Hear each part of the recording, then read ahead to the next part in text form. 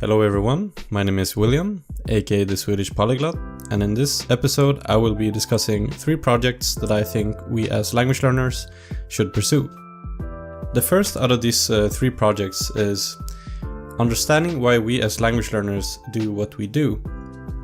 So in other words, what is our motivation for learning our target language or target languages? Why do we learn languages? Why don't we learn languages? Why do we procrastinate, for example? Why do we or why do we not spend hours and hours consuming our target language? Why are we consistent? Why are we not consistent? And what are the factors underlying our behavior related to language learning? Whatever those behaviors may be, conducive to language learning or not, the only way to adopt more behaviors conducive towards language acquisition is to understand why we behave as we do in the first place. And I think it's safe to say that most of us, even if we identify as competent language learners, still struggle with adapting and maintaining good language learning behavior.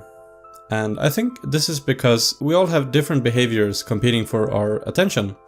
Some of us may have kids, others love playing video games, others engage in non-language related activities, have multiple hobbies, etc., etc. And I think that we as language learners, or as individual learners, must then evaluate our behavioral repertoire.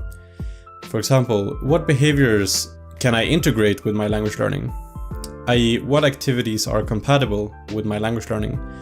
For example, can I integrate the activity with acquiring my target language? Can I listen to my target language passively while doing activity X, Y, and Z, i.e., while in transit, while cleaning, cooking, etc., etc.? Another question we can ask ourselves is, can I do the activity in my target language? i.e., reading, playing video games, consuming media in general, studying for my degree, etc., etc. Can I do this in my target language?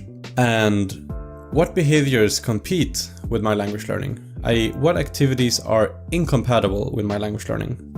If activity X, Y, and Z can't be integrated with language learning, do I value them enough so that I wouldn't want to replace them with activities more conducive towards language learning? And if that's the case, I think we should be okay with that and recognize that we don't have to acquire languages 24/7. But on the other hand, are we really sure that these activities can't be integrated with language learning? Have I examined all possible options?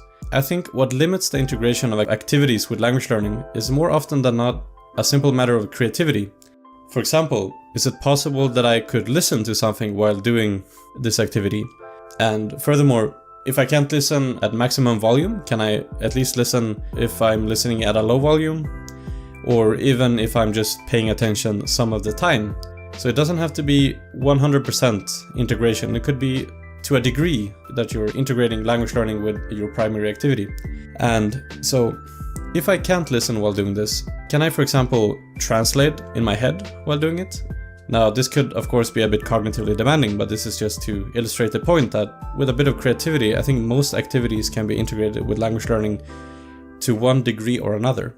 So translating in your head, this could be the case if your activity is an activity that you can only do in your native language.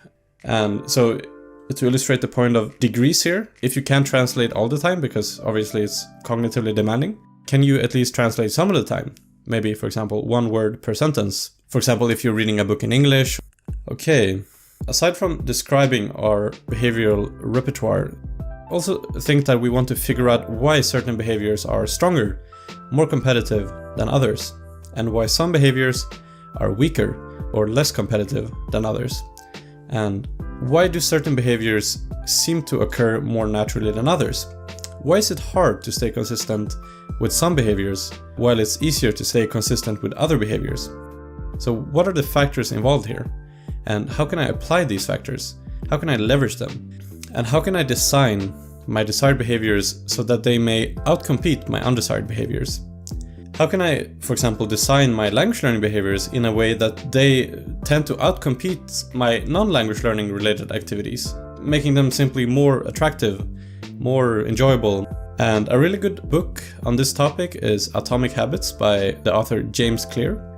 And this book deconstructs several different factors related to creating strong and competitive behavioral habits, which is very relevant to the project of language learning.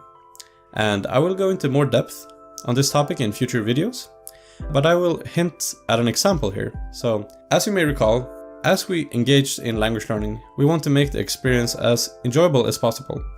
And we may, for example, want to select for compelling content, as well as, for example, software that reduces our cognitive load while learning, because this makes the project of language learning more enjoyable.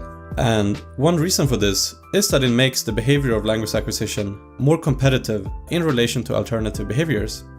In other words, we're more likely to naturally engage in these activities, as well as pay attention for longer periods of time, and also engage with language learning at a higher frequency, i.e. more often.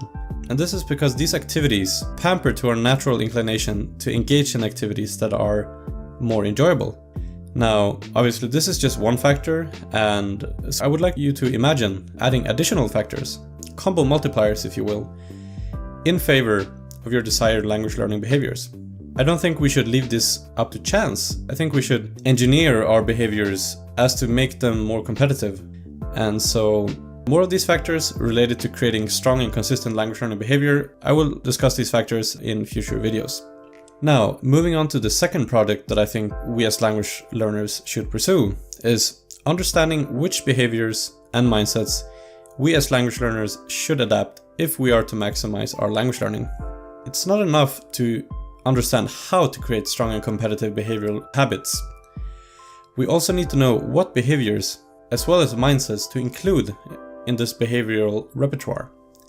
So then the question is, how do we find out what behaviors and mindsets we should adapt as language learners? And as I talked about in my last video, I think it's up to us to serve as our own little science community by, for example, consuming information about language learning from different sources like scientific books and literature, Polyglot and expert language learners, blogs, YouTube channels, other learners, etc. And then using reason to parse that information. And I think that over time, at least if we observe a few scientific principles, such as looking for limitations in our approach, looking to falsify our theories, our assumptions, our hypotheses, and also comparing information from different sources, and so on. I think then that our model for how we learn languages will improve, and our understanding of behaviors and mindsets that are conducive towards language learning will increase. And I will go into more depth and cover specific behaviors and mindsets related to language learning in future videos, but I will give a few examples of invaluable language learning behaviors. So the first behavior I would like to exemplify is listening passively to your target language while doing other things, as long as listening passively does not critically interfere with your main activity. For example, if I'm transporting myself, if I'm in transit, or if I'm cleaning, or just relaxing, listening passively to my target language will not critically interfere with my main activity. So in any situation that fulfills that requirement, I think it's a good behavior to fill that time or integrate passive listening there. And moving on to behavior 2, that is very important, is of course reading in your target language on a daily basis and being consistent with your reading. And preferably, if you're a beginner or lower intermediate, you want to use software for reading that enables you to access information that you may lack, such as the meaning of words, pronunciation, and so on. And you want to be able to access this information in an efficient manner for several reasons. One, it's more enjoyable if you can access information you lack quickly, because you'll avoid frustration and other things. And finally, I will also give an example of a useful mindset to adapt as we engage in language learning. And this mindset involves framing your language learning journey in a way that is conducive towards intrinsic motivation rather than extrinsic motivation. So in other words, deciding for yourself that you can learn languages primarily for intrinsic reasons, i.e. for enjoyment, out of interest, because it's fun, you want to explore different cultures, essentially learning languages for its own sake, rather than primarily learning languages for extrinsic reasons, such as because I have to, or I need to get a good score on a test, or I need to learn this language for work, etc. Now, I'm not saying that these goals or extrinsic motives aren't important. What I'm saying is that you want your extrinsic motives to be secondary to your intrinsic motives. And the reason for this is that, among other things, intrinsic motivation is more likely to attract you to the activity of language learning, to keep you engaged for longer periods of time, as well as to keep you consistent and to keep you from procrastinating, etc., etc. And additionally, emotions and states of mind associated with intrinsic motivation, such as enjoyment, interest, and so on, are more conducive towards memory consolidation. In other words, if you enjoy the process, if you're interested, you will remember things better, and this will help you in your language learning. So to conclude, what I'm saying is, even if it's imperative that you achieve your extrinsic motives or goals, such as learning your target language for work, it will still serve you better to make intrinsic motives primary. And furthermore, a plethora of intrinsic motives will, in general, further your extrinsic goals more than your extrinsic goals could ever further your extrinsic motives. Hopefully that makes sense. Maybe that was a bit complicated, but enjoying the process will generally take you farther than focusing on the goal. Moving on. I will go into more depth on other useful mindsets in future videos as well, related to language learning. And so the final project that I would argue that we as language learners should pursue is generally persuading ourselves to adapt these behaviors and mindsets.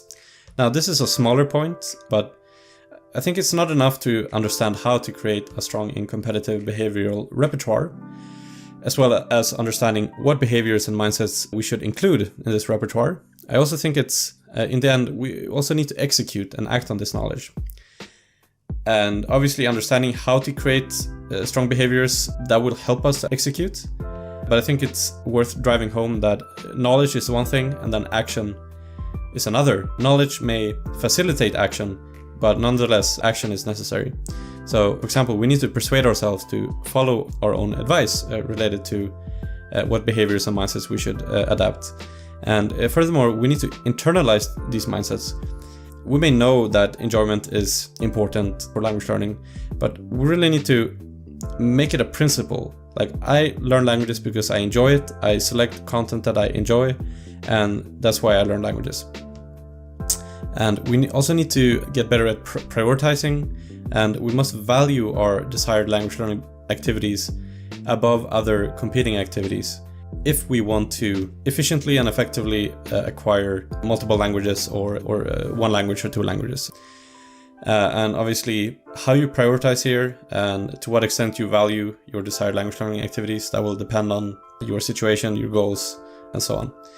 To sum up here, so those are the 3 projects that I think we as language learners should pursue if we want to become more effective in our language learning. And the first one was understanding why we as language learners do what we do. The second one was understanding which behaviors and mindsets we as language learners should adapt if we are to maximize our language learning. And the third one was generally persuading ourselves to adapt these behaviors and mindsets. Now, if you agree, if you disagree, or would make any additions or modifications to these ideas, please let me know in the comments below. And finally, if you are, like me, interested in the topics of language learning and thinking about ideas, and you like this episode, then you might be interested in subscribing to my channel for future content.